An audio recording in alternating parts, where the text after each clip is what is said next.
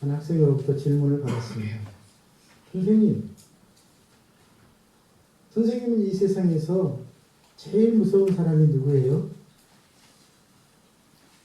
갑자기 뜬금없는 질문을 받은 선생님이 그 학생에게 이렇게 물었습니다. 글쎄, 선생님은 아직 무서운 사람이 없는 것 같은데 너는 누가 제일 무서워? 그러자 이 아이는 잠시도 주저하지 않고 대답했습니다. 엄마요!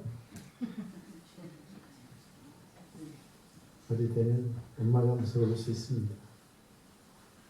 주로 엄마가 무섭지 않은지 모르겠어요.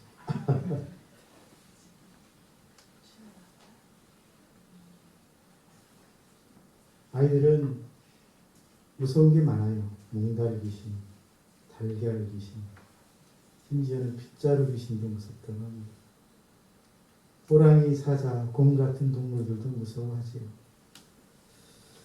여러분 세상에서 가장 무서운 사람이 누구입니까? 어떤 사람이 가장 무서우신가요? 어떤 사람은 살인자가 무섭다고 합니다. 또 어떤 사람은 성폭행범이 두렵다고 합니다. 여러분, 성경에는 그런 사람이 무섭다고 말하지 않습니다. 성경에는 진짜 무서운 사람들에 대한 이야기가 나오는데 우리가 생각하지 못했던 진짜 무서운 사람들의 이야기가 기록되어 있습니다. 오늘 말씀이 바로 그런 말씀 중에 하나입니다. 진짜 무서운 사람, 바로 예수님에 대한 이야기지. 예수님이 왜 무섭습니까? 왜 두려운 사람이었습니까? 모든 유대인들이 그를 두려워했고 바리새인과 사두개인과 심지어는 사두개인들도 그를 두려워했지요. 그래서 그를 제거하려고 했습니다. 왜 예수님이 두려웠을까요? 왜 예수님이 무서웠을까요? 그들이 예수님을 두려워했던 이유, 아니 사단이 예수님을 무서워했던 이유는 예수님이 기도하는 사람이었기 때문입니다. 따라합시다. 예수님은 기도하는 사람이었다. 39절로 41절에 보니 예수님이 습관을 따라 감람산에 가셨습니다. 그리고 제자들에게 그곳에서 기도하라고 말씀하십니다. 그리고 제자들을 두고 나아가셔서 기도하셨다고 했습니다. 저는 매일 저 고독산을 한 번씩 갑니다. 그래서 쭉 올라가서 저쪽으로 이렇게 돌아서 내려오는데 많은 사람들이 고독산에 오릅니다. 근데 가만히 보니 기도하러 오는 사람은 없어요. 다 건강을 위해서 산책하러 오거나 운동하러 옵니다. 여러분은 무엇을 위해 산을 오르십니까? 기도하기 위하여 산에 가시는 분이 있습니까?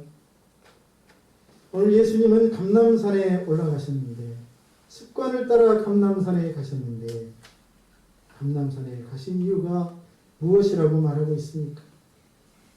몸을 생각하셔서 운동하러 가셨다고 말하지 않습니다. 좋은 공기를 마시고 기분을 전환하기 위해 가셨다고 말하지 않습니다.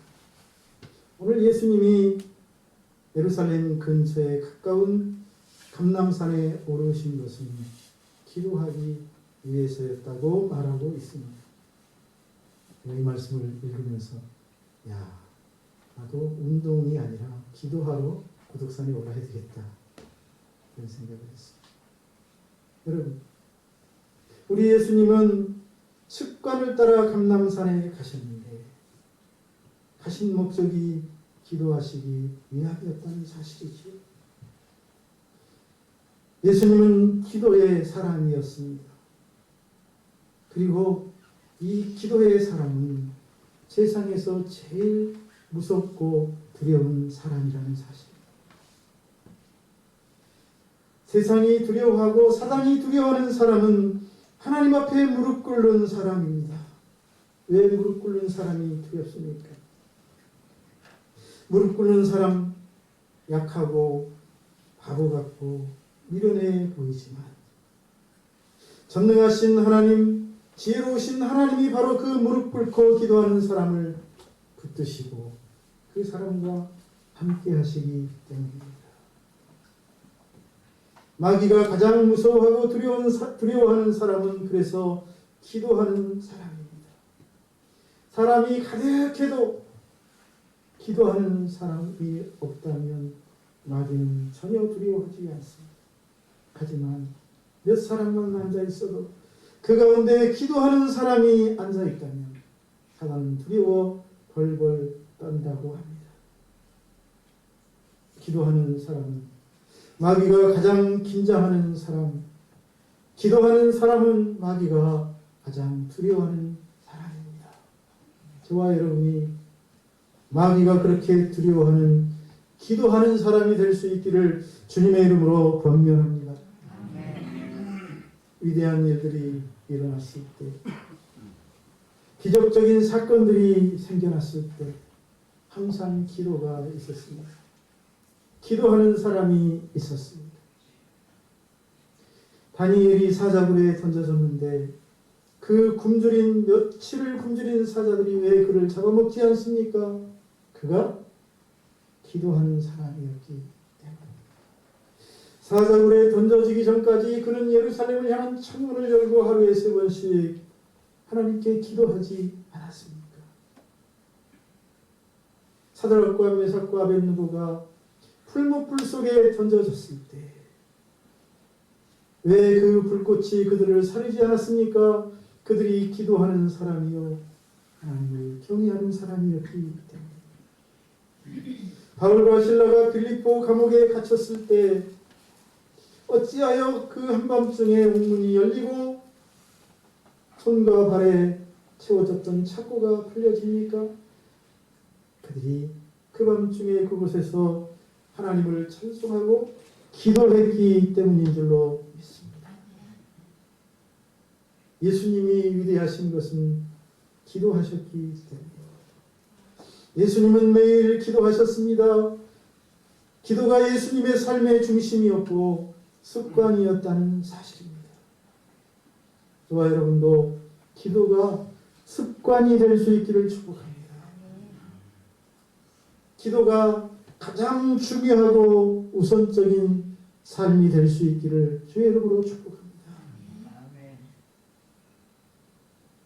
5만 번 이상 기도 응답을 받았다고 해서 기도의 사람으로 알려진 조지 물러는 이렇게 말했습니다.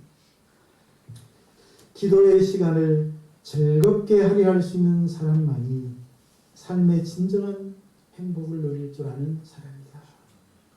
즐겁게 기도하는 사람. 정말 기도하는 시간을 기뻐하고 즐거워하는 사람은 삶의 진정한 행복을 누릴 수 있는 사람이에요. 그는 계속 말합니다. 1시간 기도한 후에 4시간 일하는 것이 기도하지 않고 5시간 일하는 것보다 더 많은 일을 할 수 있다고 했습니다. 그만큼 기도하는 일이 중요한 일이라는 말일 것입니다. 이는 단순한 어떤 한 사람의 이야기가 아니고 기도의 사람 조지 뮬러의 이야기이기 때문에 이 말에는 큰 비밀이 들어있는 줄로 믿습니다. 저와 여러분이 기도의 삶을 힘쓰시기를 바랍니다. 스컬전 목사님은 영국 런던의 메트로폴리탄 교회에서 목회하셨던 목사님이었습니다. 1866년이었죠. 당시 그 교회 성도수가 4,300명이 넘었습니다. 그 당시 세계에서 가장 큰 교회였다고 합니다. 스펄전 목사님이 하루는 성도들에게 이렇게 말했습니다.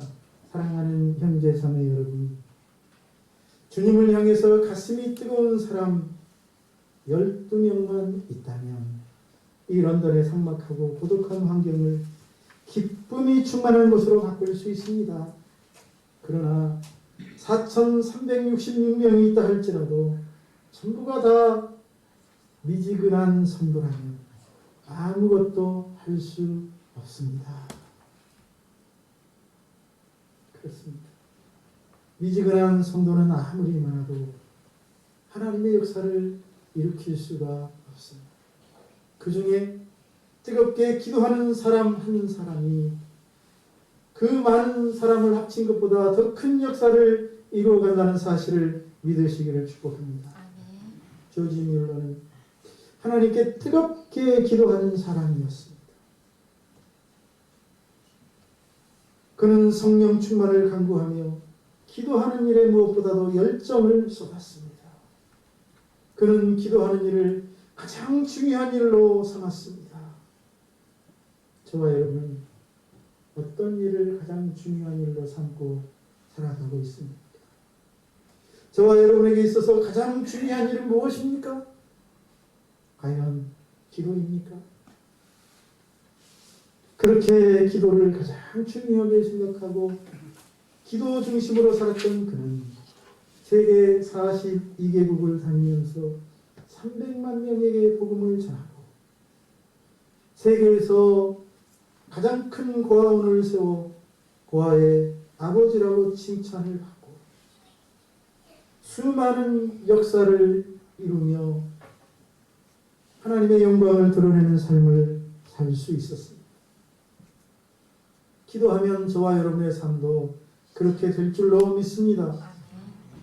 기도하면 하나님께서는 누구를 시키시든지 누구를 보내시든지 돕게 하시는 줄로 믿습니다. 그러므로 무슨 일을 하기 전에 먼저 해야 할 일은 기도인 줄로 믿습니다. 오늘 사단이 하고 있는 가장 중요한 일은 그래서 기도하지 못하도록 하는 일입니다. 그리스도인들로 매우 바쁘게 살아가도록 합니다. 그리고 그 바쁘고 많은 일들로 지치고 피곤하게 합니다. 그래서 그리스도인들이 기도할 시간이 없다고, 피곤해서 기도할 짬이 없다고 말하게 하려는 것입니다. 사단은 점점 그리스도인들을 기도하지 않는 사람들로 만들어 갑니다.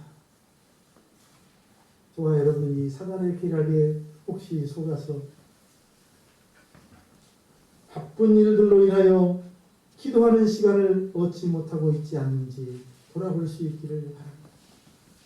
사단은 말합니다. 전도도 하고 봉사도 하고 구제도 하고 성경 공부에도 참여하고 선한 일도 하라고 말합니다. 그러나 기도는 하지 말라고 말하고 있습니다. 왜냐하면 기도하는 사람이 가장 무섭기 때문입니다. 그렇습니다. 기도하는 사람은 진정으로 두려운 사람입니다. 그래서 세상에는 기도보다 중요한 것이 없고 기도를 대신할 만한 것은 아무것도 없습니다. 예수님은 기도로 사단을 이기셨습니다. 믿음의 사람들은 기도로 옥문을 열고 기도로 닫힌 하늘문을 열고 기도로 갈멜산 산상에 응답의 불을 내리기도 했습니다. 예수님은 사역으로 하루 종일 바쁘신 가운데서도 특별히 기도하러 감람산에 올라가신 줄로 믿습니다. 저와 여러분이 이 중요한 기도에 마음을 쏟을 수 있기를 축복합니다. 두 번째, 예수님이 가장 두려우신 이유는 예수님이 하나님의 뜻대로 살았던 사람이기 때문입니다.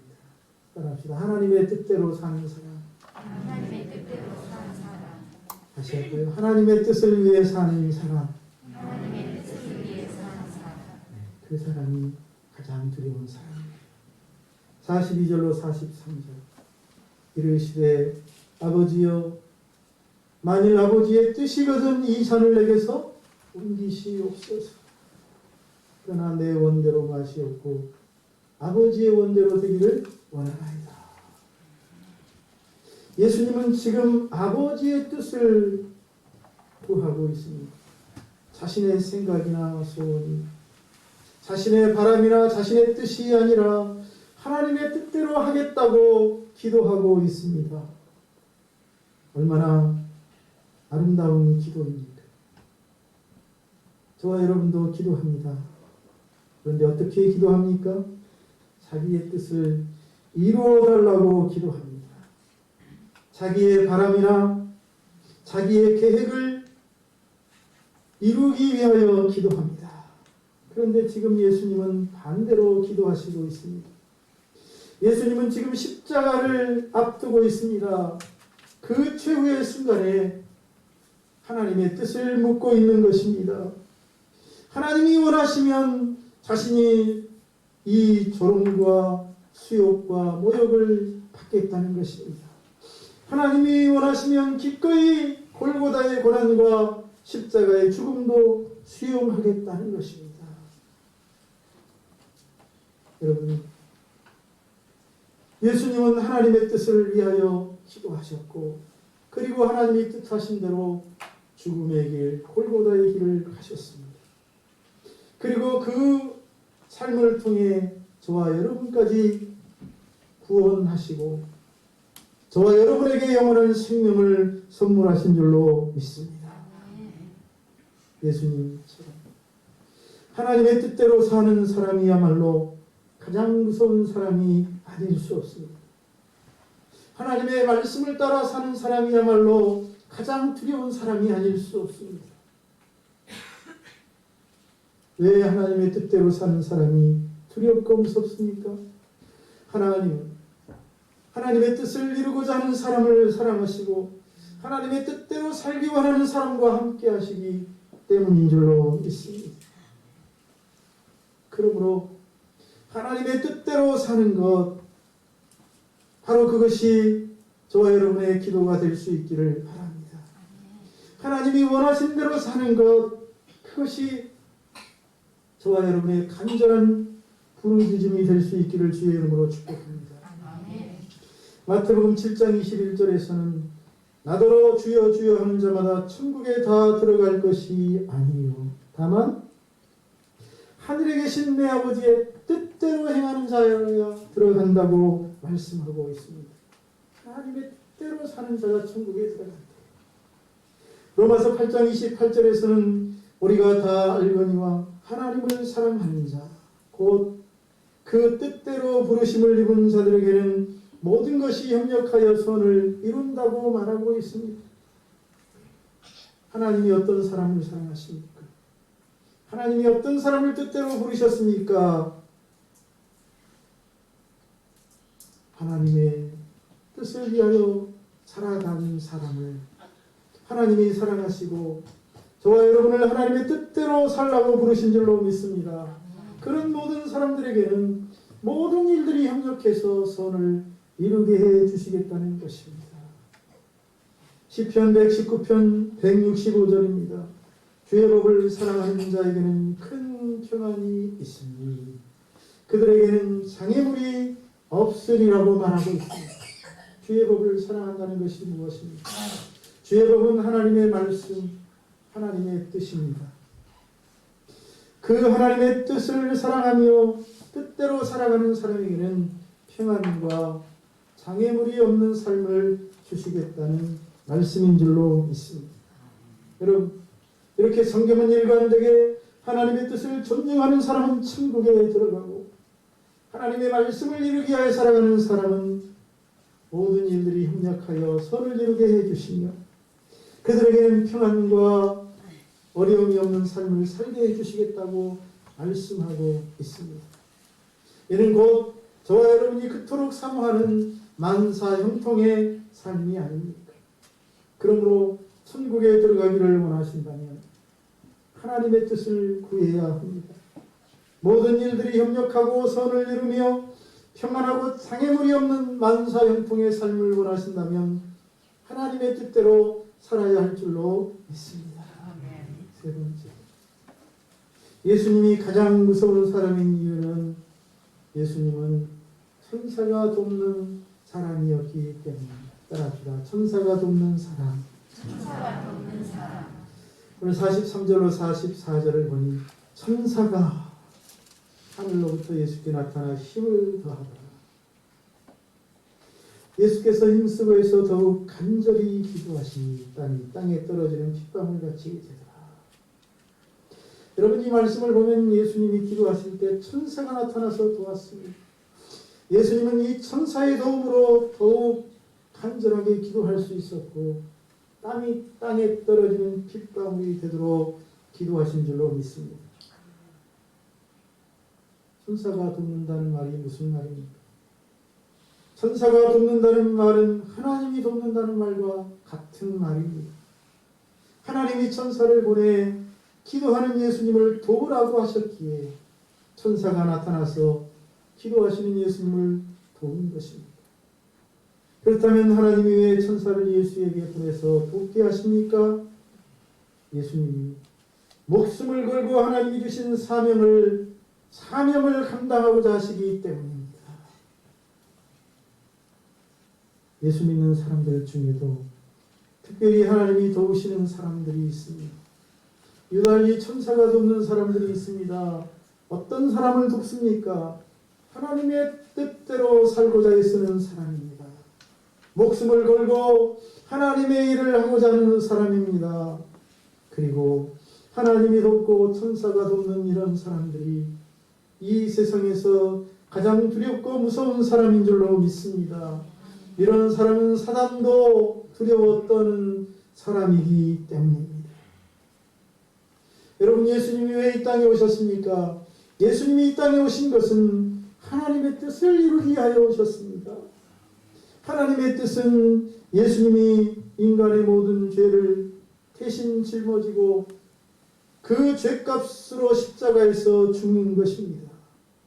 예수님은 죄인들을 위해 친히 고난을 당하시고 그들을 위해 십자가에서 생명을 버리셨습니다. 예수님은 자신의 생명을 버림으로 죄인을 구원하러 오신 것입니다. 예수님이 이렇게 인간의 죄를 짊어지고 십자가를 지시는 일은 하나님이 뜻하신 바였습니다. 그것은 하나님이 원하는 일이었습니다. 그 일은 하나님이 기뻐하시는 일이요 하나님이 맡기신 일이었습니다. 그 일이 하나님의 일이었기에 하나님은 그 일이 꼭 성공하도록 도우신 줄로 믿습니다. 천사를 보내서 지키신 줄로 믿습니다. 그래서 무서운 것입니다.